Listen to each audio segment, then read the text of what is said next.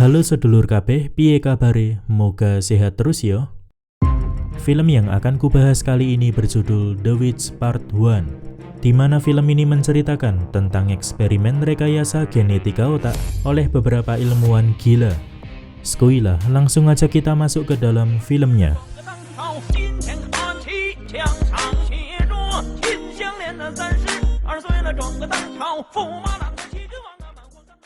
Film diawali dengan kejadian sangat kejam, di mana seorang dokter ahli genetika bernama Baik sedang membunuh semua hasil eksperimennya yang merupakan anak kecil. Masih belum diketahui apa tujuannya, tetapi aksi ini tidak berjalan mulus karena ada dua orang bocah yang kabur. Seorang diantaranya bernama Nobleman berhasil ditangkap, sedangkan seorang bocah perempuan berhasil lolos dari pengejaran.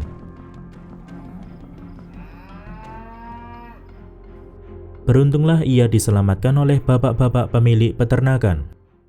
Kemudian didatangkanlah seorang dokter untuk merawatnya. Di sini si dokter mengatakan,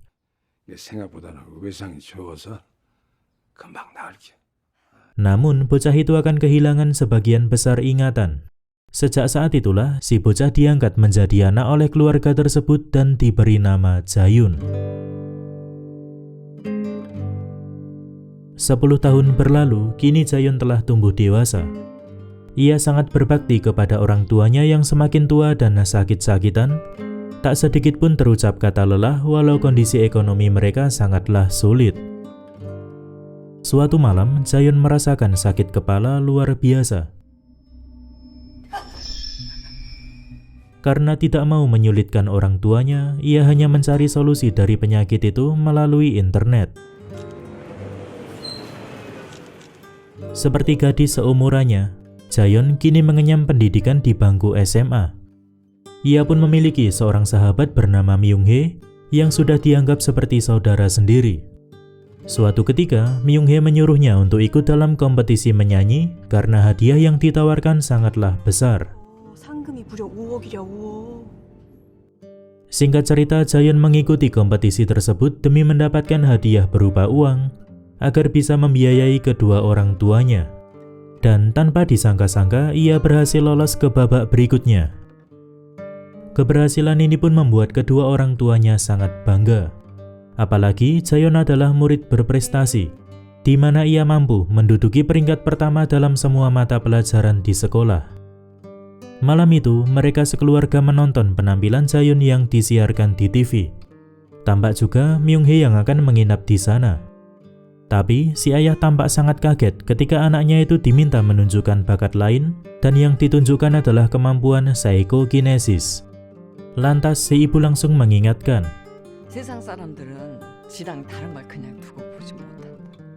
sebelum tidur, Jayun kembali merasakan sakit di kepala.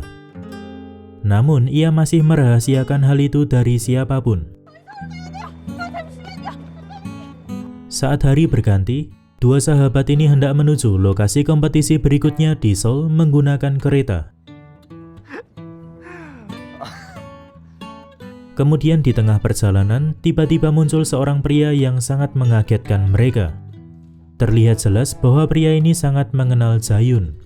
Tapi tidak sebaliknya, di mana Jayun merasa sangat asing, bahkan merasa tak nyaman dengan keberadaannya. Sebelum mengakhiri pertemuan, si pria membuat gerakan seakan-akan hendak menampar Jayun.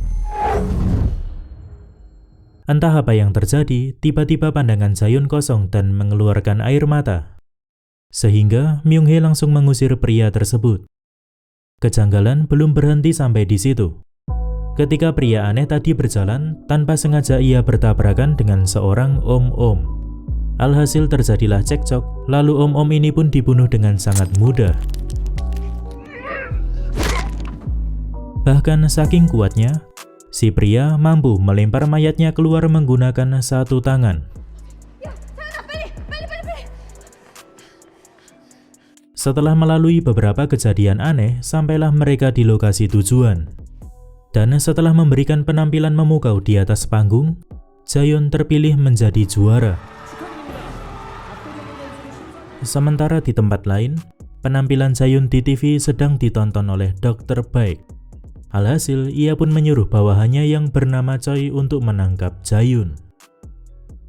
Saat akan pulang, lagi-lagi Jayun merasakan sakit kepala. Bahkan hidungnya sampai mengeluarkan darah. Lalu adegan flashback ke beberapa waktu sebelumnya, di mana dokter menyatakan bahwa hidupnya sudah tidak lama lagi, yaitu hanya sekitar 1 bulanan. Si dokter juga menambahkan, 빨리 친부모님 찾아서 골수이식 받아야 돼. di sini Jayun hanya bisa terdiam. Mungkin karena ia memikirkan kondisi orang tuanya yang sekarang sakit-sakitan, sehingga tidak mungkin melakukan hal tersebut. Mengetahui kondisi sahabatnya sedang tidak baik, Myung-hee langsung bergegas hendak membawanya pulang. Tetapi saat menunggu taksi, tiba-tiba Jayun akan dibawa oleh segerombolan orang mencurigakan. Entah siapa orang-orang ini, yang jelas mereka tidak berhasil membawa Jayun.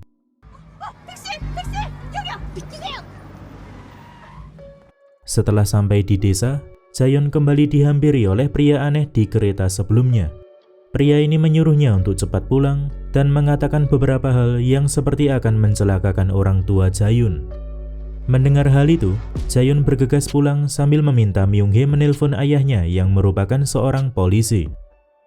Singkat cerita, pria tadi sampai lebih dulu di rumah Jayun bersama 4 orang anak buahnya. Di saat bersamaan, ayah Myung-hee juga tiba di sana lalu menghampiri mereka. Tak lama kemudian, Jayun tiba di rumah. Di sini ia merasakan hal buruk telah terjadi dan langsung berlari ke dalam rumah. Namun untunglah, baik orang tuanya maupun ayah Myung-hee semuanya selamat. Lalu ketika akan pergi, ayah Myung-hee sempat mengingatkan agar lebih berhati-hati, karena belakangan ini beberapa orang asing sering lalu lalang di desa mereka.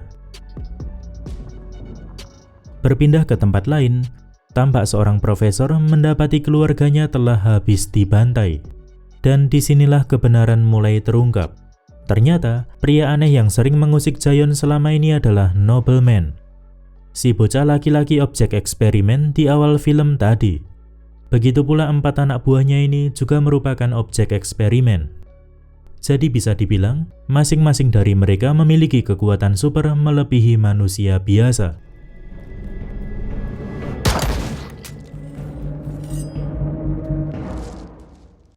Kedatangan mereka ke sana adalah atas perintah Dokter Baik, yaitu untuk melenyapkan seorang profesor yang dulu juga mengerjakan eksperimen karena tidak mau bergabung kembali dengan Dokter Baik.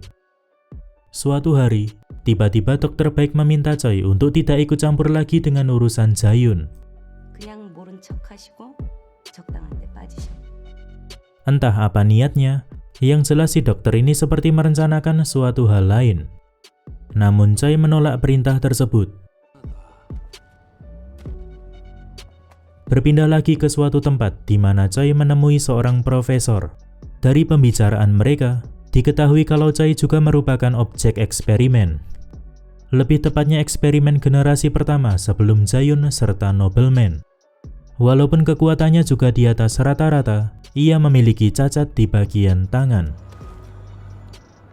Dan cacat itu hanya bisa disembuhkan dengan penawar yang ada di dalam tubuh Jayun. Itulah mengapa ia sangat ingin menangkap Jayun. Malamnya, Jayun kembali merasakan nyeri di kepala. Lalu di saat bersamaan, terdengarlah teriakan si ibu sehingga membuat Jayun keluar kamar. Tapi di luar sana, ia langsung ditodong pistol oleh segerombolan orang yang pernah ditemuinya. Tampak juga Myung-hee sedang disandra. Ternyata mereka ini diutus oleh Dokter Baik untuk menjemput Jayun. Keadaan pun kian memanas. Ketika leher Myung-hee terluka akibat pisau yang ditodongkan ke lehernya. Hal itu jelas membuat Jayun marah, dan tanpa disangka-sangka ia langsung membantai semua orang tersebut. Jayun seperti hilang kendali, membunuh seperti monster sampai-sampai membuat Myung-hee ketakutan.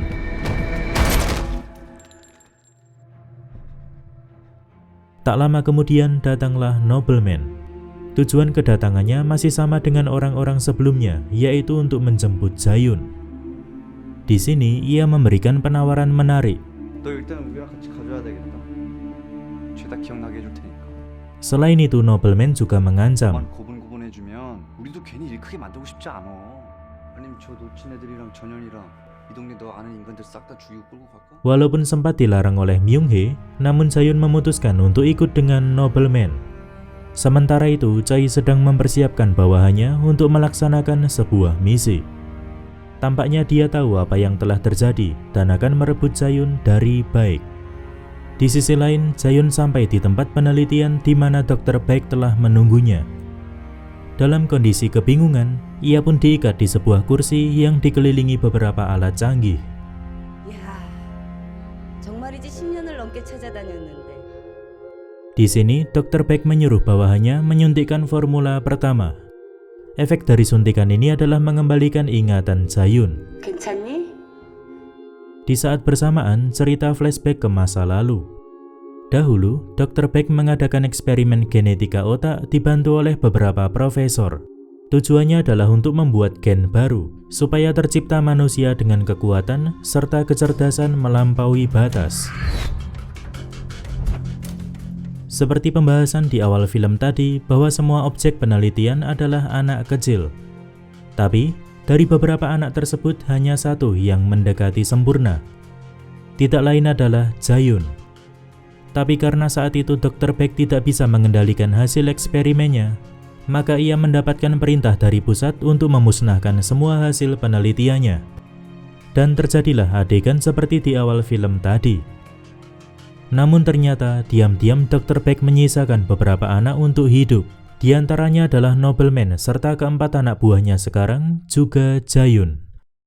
Yaitu karena ia masih ingin memanfaatkan objek eksperimennya itu. Sampai tibalah hari ini, di mana Jaehyun sudah berada pada genggamannya kembali. Sudah bisa ditebak kalau si dokter berhasil menemukan Jaehyun dengan mudah karena acara kompetisi menyanyi yang disiarkan di TV saat itu. Kemudian disuntikkanlah formula kedua. Suntikan ini akan membuat Jaehyun lebih kuat dan mampu bertahan hidup lebih lama. Jadi bisa dibilang, Jaehyun akan terus hidup apabila menerima suntikan itu secara rutin setiap bulannya. Tapi untuk bisa mendapatkannya, ia harus menuruti semua perintah Dr. Baek. Namun setelah disuntikkan, tiba-tiba Jaehyun lepas dari ikatan lalu membunuh penjaga di dalam ruangan. Ia juga melesatkan beberapa tembakan sebagai bentuk gertakan. Alhasil, Dr. Baek melepaskan gas pelumpuh syaraf untuk menghentikan Jaehyun. Tetapi usahanya itu sia-sia. Jaehyun bisa dengan mudah keluar dari sana, kemudian membunuh beberapa penjaga lainnya. Dan lagi-lagi terungkaplah sebuah kebenaran. Jaehyun mengatakan bahwa dirinya tidak pernah hilang ingatan alias cuma pura-pura amnesia. Jadi selama ini ia memang sengaja memancing Dr. Baek agar menemukannya. Salah satunya adalah dengan mengikuti kompetisi menyanyi yang disiarkan di TV. Sampai tibalah hari ini di mana tujuannya akan terwujud, yaitu mendapatkan penawar dari penyakitnya tersebut. Setelah itu, Jaehyun meminta resep formula yang bisa membuatnya bertahan hidup sambil mengancam hendak membunuh si dokter. Di sisi lain, Nobleman yang menyadari adanya kekacauan langsung menuju ruang penelitian. Tetapi langkahnya sempat terhenti oleh Choi serta pasukannya. Pertarungan sengit pun tak dapat terhindarkan. Walaupun diberondong tembakan, anak buah Nobleman tidak bisa mati. Alhasil, Choi menekankan untuk menembak di bagian kepala yang merupakan titik terlemah musuhnya tersebut. Singkatnya, pasukan Choi berhasil membunuh 3 orang musuhnya sekaligus. Sedangkan Choi sendiri sedang mengejar Nobleman. Namun di luar dugaan, tiba-tiba pasukan Choi dibantai dengan sangat cepat. Tidak lain oleh si wanita yang juga merupakan anak buah Nobleman.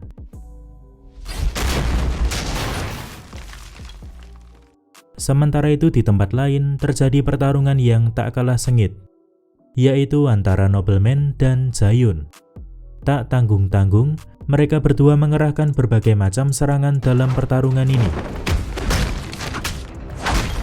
Tetapi sudah tampak jelas bahwa Jaehyun lebih unggul.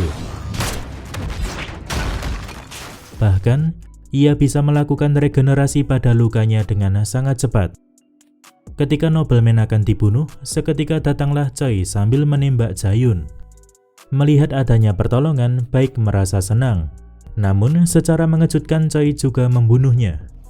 아니 이렇게. Selanjutnya, Jae-yoon kembali menunjukkan kekuatannya, di mana ia mampu membunuh Choi dengan sangat cepat. Tidak berhenti sampai di situ. Serangan tiba-tiba dari anak buah nobleman juga bisa dipatahkan begitu saja. Alhasil, wanita itu mati konyol. Masih belum menyerah, laki-laki nobleman berusaha memberikan serangan kejutan. Tapi Jae-yoon malah membuatnya tak bisa bergerak. Ia pun menusuknya, lalu menembak kepalanya sampai tewas. Setelah kejadian itu, Jae-yoon membawa beberapa formula untuk keperluannya, sekaligus membakar tempat tersebut. Berpindah ke rumah sakit, di mana Jae-yoon memberikan formula itu untuk ibunya. Jadi, formula tersebut juga bekerja untuk penyakit si ibu. Sementara ia sendiri hanya membawa 2 botol formula agar bisa bertahan hidup beberapa bulan ke depan. Di sini, si ayah juga mengungkapkan sebuah kebenaran. Sebenarnya ia telah menemukan kejanggalan sejak Jae-yoon masih kecil, di mana saat itu banyak ternak yang mati serta terjadi beberapa keanehan lainnya. Ia pun sempat akan membuang Jae-yoon karena semua keburukan yang dibuatnya. Tetapi saat itu si ibu melarang dengan alasan apabila Jae-yoon dibesarkan dengan cinta, maka pasti akan menjadi orang baik di kemudian hari. Sebelum pergi, tak lupa Jae-yoon memberikan salam perpisahan kepada Myung-hae. Karena mau bagaimanapun dan apapun yang terjadi, mereka tetaplah sahabat. Beberapa hari kemudian, tampak Jae-yoon menemui seorang wanita. Wanita itu adalah saudara kembar Dr. Baek. Tujuannya datang ke sana adalah meminta formula yang bisa menyembuhkan secara permanen. Mengingat formula miliknya itu hanya bisa membuat bertahan hidup sementara waktu saja. Di sana juga tampak seorang wanita misterius yang entah siapa serta apa tujuannya berada di sana. Dan film pun bersambung.